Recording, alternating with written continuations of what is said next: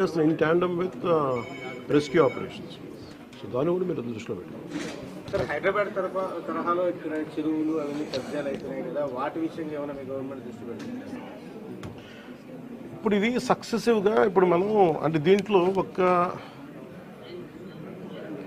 ఒక ఇది ప్రతి ప్రభుత్వం తీసుకోవాల్సిన బాధ్యత ఇది. ఇప్పుడు దీంట్లో ఆల్రెడీ చెరువుల్లో కొంచెం నాలాల్లో కట్టేసినవి ఉంటాయి. అసలు ముందస్తుగా వ్యవస్థలు కనుక చాలా బలంగా పనిచేస్తుందంటే పర్మిషన్స్ లేకుండా ఎప్పటికప్పుడు అది ఒక విచిత్రమైన పరిస్థితుల్లో అందరం వదిలేస్తాం, నీళ్ళు రావట్లేదని. ఎఫ్టీఎల్లో ఇప్పుడు మన హైదరాబాద్లో కూడా చూస్తున్నాం కదా, ఫుల్ ట్యాంక్ లెవెల్లో ఉన్న చోట్ల రావులని చెప్పి లాస్ట్ 20 yearsలో రాలేదని చెప్పి ఇల్లు కట్టేశారు. ఎప్పుడో సరదాగా అది ఎప్పుడు ఈ జలవనరుల శాఖ ఎప్పటికప్పుడు ఇది కట్టద్దు, పర్మిషన్స్ ఇవ్వద్దని అంటుంది మళ్ళీ. కానీ దాన్ని స్థానిక మున్సిపాలిటీలు కావచ్చు, కార్పొరేషన్స్ కావచ్చు ఇచ్చేసిన పరిస్థితుల్లో మీరు హైదరాబాద్ చూస్తున్నారు. మనకు కూడా అలాంటి పరిస్థితులు ఉన్నాయి. ఇది సక్సెసివ్గా జరుగుతూ ఉండింది. దీన్ని ఎట్లా అడ్రస్ చేయాలనేది ఇది ఒక సోషల్ ఇష్యూ కూడా అవుతుంది.